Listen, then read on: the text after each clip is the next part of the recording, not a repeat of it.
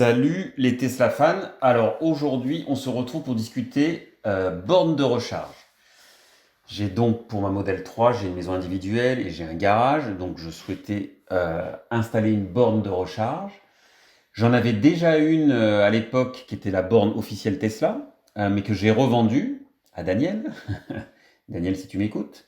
Et, hum, euh, et donc là, il fallait que j'en rachète une.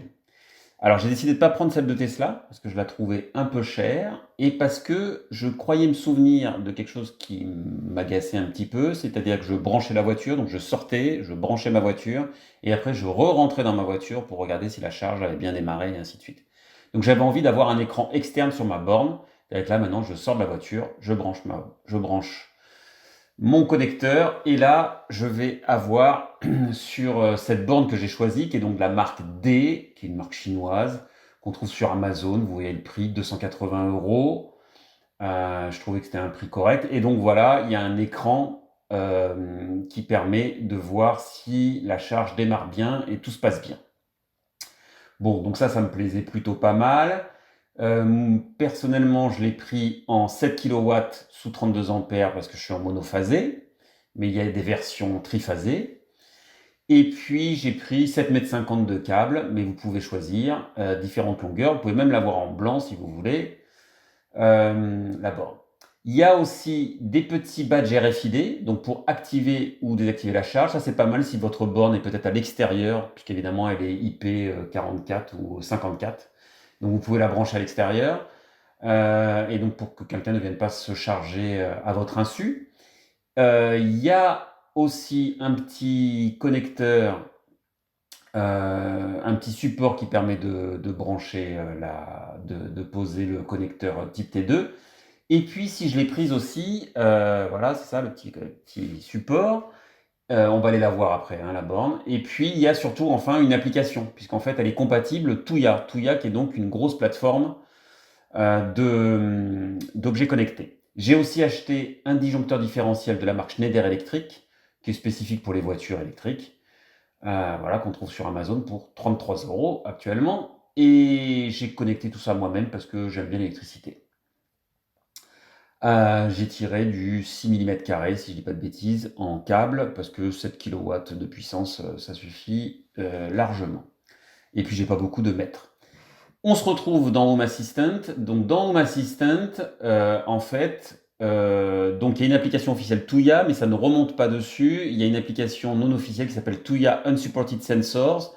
Et là, je retrouve bien mon équipement avec donc un ensemble de capteurs qu'on va voir après. Mais avant, je vais vous montrer en fait dans Tuya, puisqu'il y a une application Tuya, dans Tuya, tout marche très très bien. Et dans Tuya, on a toutes les infos. Donc là, on peut les voir. Voilà, donc là, on se retrouve sur l'application Tuya, dans laquelle je peux choisir l'ampérage directement, je peux démarrer la charge, je peux choisir aussi la programmation horaire, une simple, hein, c'est pas aussi compliqué, mais dans la voiture Tesla, on peut faire mieux. Et puis je peux accéder à mon historique de recharge. Bon, il y a des problèmes sur les heures, c'est pas les heures France, mais c'est pas grave. Mais sinon, je vois combien j'ai chargé de kilowattheures et la durée de recharge. Donc ça, c'est plutôt pas mal. Donc ça, c'est dans Tuya. Mais là, donc, dans Home Assistant, si on accède à mon équipement de recharge voiture, là, on se retrouve avec un nombre de capteurs qui apparaissent. Alors, à part le premier, hein, c'est moi qui l'ai créé et que je l'ai associé à cet équipement. Mais ensuite, on va avoir beaucoup de choses qui sont désactivées. On va voir la charge maximum. Bah oui, c'est 32 ampères. Merci, je le savais déjà. On va voir la charge actuelle, c'est-à-dire 20 ampères.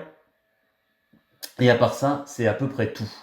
Donc malheureusement, c'est assez décevant. Il y a deux choses qui changent quand on met la voiture en charge. C'est le work state qui est tout en bas, voilà, qui passe de 200 à 300, je crois.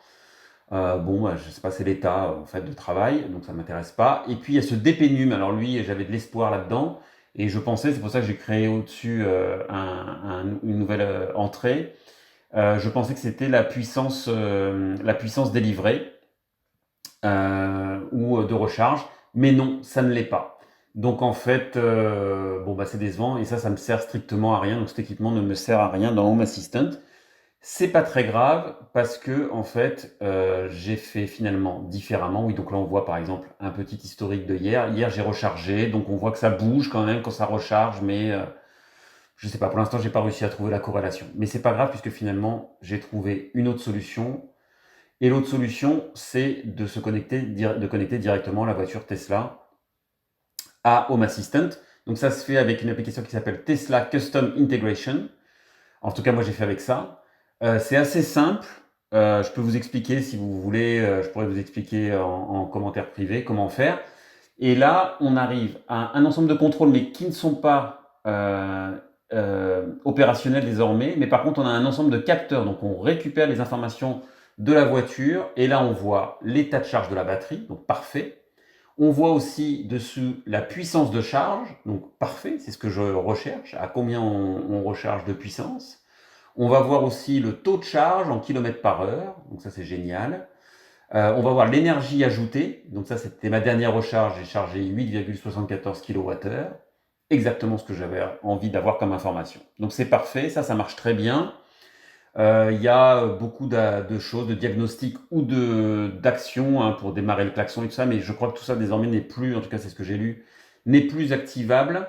Mais ça apparaît, mais bon, c'est pas grave. En tout cas, on remonte les informations et c'est ce que je voulais parce que tout ça, ça me permet d'avoir dans mon tableau de bord. Ah oui, on peut choisir l'intervalle de remontée des infos. Donc moi j'ai mis toutes les 5 minutes d'avoir les informations qui se mettent à jour. Et ces informations, évidemment, ces capteurs, ensuite on peut les utiliser dans les tableaux de bord de Home Assistant, ce que j'ai fait.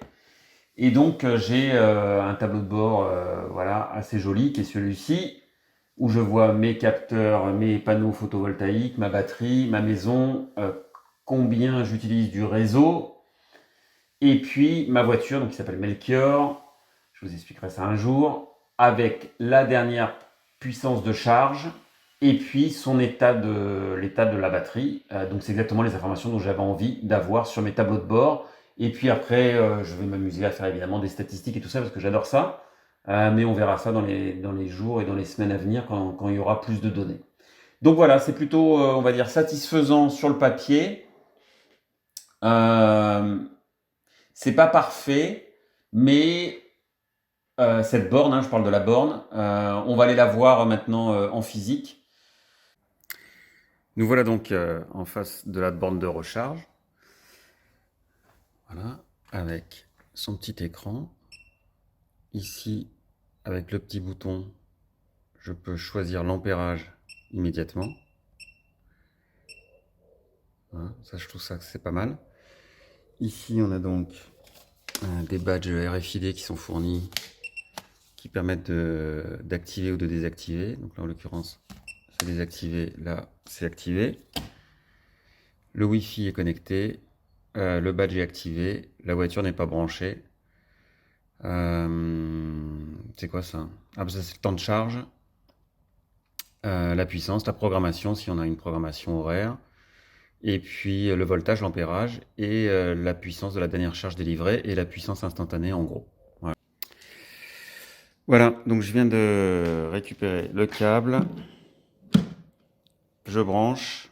Ça y est, ça clignote en vert. C'est tout simple. Tout est vert et voilà, c'est parti. Et donc là, vous voyez, comme ça, vous avez directement une indication de puissance. C'est ce que je voulais. Et là, par contre, je peux plus changer ici l'ampérage. Mais je peux le changer sur l'application, évidemment, ou sur la voiture. Faut voir, hein, puisque la voiture aussi a des systèmes de contrôle. Donc, en fait, les deux communiquent et chacun dit combien il autorise. Mais voilà, ça marche très bien. Donc, non, plutôt content. Voilà, donc cette petite borne de recharge chinoise de la marque D, qui est plutôt stylée, qui est plutôt propre. Et puis l'installation est plutôt propre aussi. Donc voilà, pas parfaite, mais on va dire qu'elle fait le job. Et ben j'espère que ça vous a intéressé, et puis je vous dis à très bientôt pour une nouvelle vidéo. Bye bye.